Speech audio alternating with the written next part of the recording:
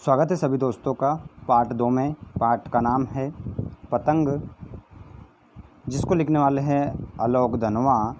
कक्षा 12वीं NCERT के आधार पर आपको हम पूरे चैप्टर करवा रहे हैं। फर्स्ट चैप्टर हमारा कंप्लीट हो चुका है, नहीं देखा है तो उसकी लिंक इसी वीडियो के डिस्क्रिप्शन में आपको मिल जाएगी। आज पार्ट 2 हम कंप्लीट करेंगे। पहला क्वेश्चन आपके सामने है कि सबसे तेज़ बौछारे गई भादो गया के बाद प्रकृति में जो परिवर्तन कवि ने दिखाया है उसका वर्णन अपने शब्दों में करें। तो देखिएगा, पतंग कविता में कवि आलोक धनवा ने बच्चों की बाल सुलभ इच्छाओं और उमंगों का प्रकृति के साथ उनके रागात्मक संबंधों का अत्यंत सुंदर चित्रण करते हुए ये भी व्यक्त किया है कि भादो मास गुजर जाने के बाद घनघोर बारिश समाप्त हो जाती है, शरद ऋतु का आगमन होता है।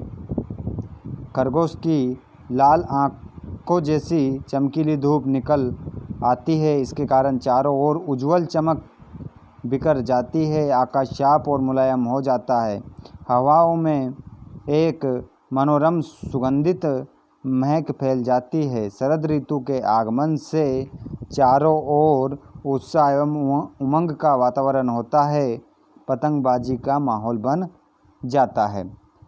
सभी फ्रेंड्स कॉपी निकाल ले, पेन निकाल ले, उसमें आपको नोट भी करते चलना है साथ ही साथ।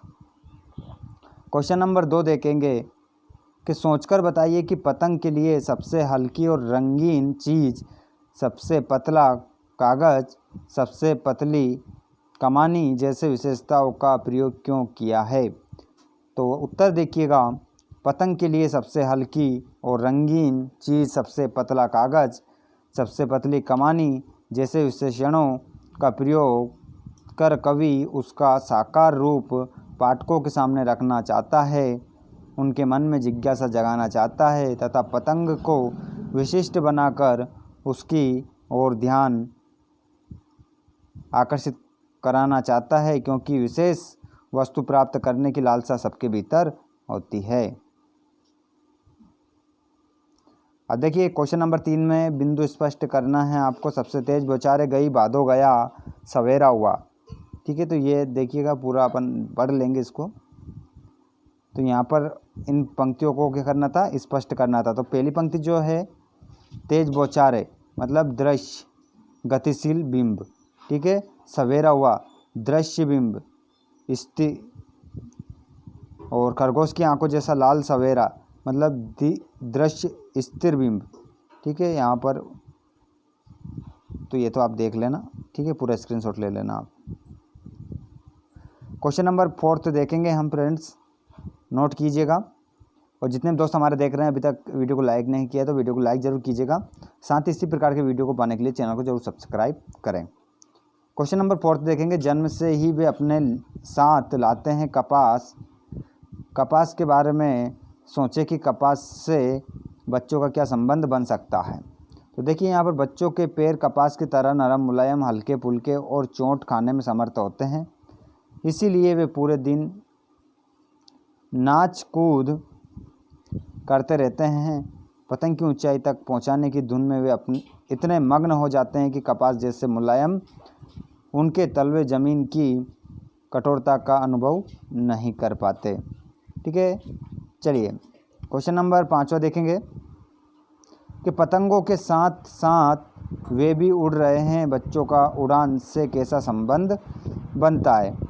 तो यहाँ पर क्वेश्चन नंबर 5 का उत्तर देखिएगा, पतंग उड़ाते समय बच्चे रोमांचित होते हैं। जिस प्रकार पतंग आकाश में उड़ती हुई ऊंचाइयाँ छूती है, उसी प्रकार बच्चे भी छतों पर डोलते हैं। वे किसी भी खतरे से बिल्कुल बेखबर होते हैं। एक गति में ताल पर उनके शरीर हवा में लहराते हैं, जैसे वे खुद एक पतंग हो गए हैं। पतंग उड़ाते उड़ाते मानो उनके छोटे छोटे सपनों को पंख लग जाते हैं।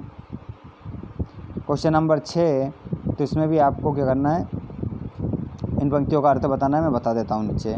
ठीक है, ये देख लीजिएगा, आप इसको कर लेना, करना हो आपको यदि तो। वैसे इसको करने की कोई आवश्यकता नहीं है, फिर भी कर लेना अगर आप करना चाहें तो। क्वेश्चन नंबर 7 देखिएगा कि आसमान में रंग बिरंगी पतंगों को देखकर आपके मन में कैसा ख्याल आता है, लिखिए। ठीक है, तो क्वेश्चन, आसमान में रंग बिरंगी पतंगों को देखकर मुझे मन होता है कि मैं पंछी बन स्वच्छंद नभ में उड़ता फिरूं और उड़कर क्षितिज तक पहुंच जाऊं। क्षितिज का मतलब होता है जहां पर धरती और आसमान मिलते दिखाई देते हैं, उससे हम क्या कहते हैं, क्षितिज। ठीक है, क्षितिज रेखा आपने नाम सुना होगा। क्वेश्चन नंबर 8 देखिएगा, रोमांचित शरीर का संगीत का जीवन के लय से क्या संबंध है। तो जब हम किसी कार्य को पूरा करने में मग्न हो जाते हैं तब हमारा शरीर उसे कार्य को लय में डूब जाता है, उस कार्य की लय में डूब जाता है। उसी प्रकार संगीत सुनते हुए हम उसकी लय ताल में खो जाते हैं, इसीलिए कहा गया है रोमांचित शरीर का संगीत। क्वेश्चन नंबर 8 आपका कंप्लीट हो चुका है और 8 ही क्वेश्चन हैं जो हमने कंप्लीट कर लिए हैं। तो फ्रेंड्स, ये आज का हमारा वीडियो था छोटा सा, पार्ट 2 का, कक्षा 12वीं एनसीईआरटी की जो नई बुक आई है आरोह के पार्ट में आपको करवा रहा हूँ। तो वीडियो पसंद आया हो तो एक लाइक ज़रूर कीजिएगा, अपने फ्रेंड्स को शेयर कीजिएगा, जितने भी 12th में स्टूडेंट हैं उनको शेयर कीजिएगा। धन्यवाद आप सभी का।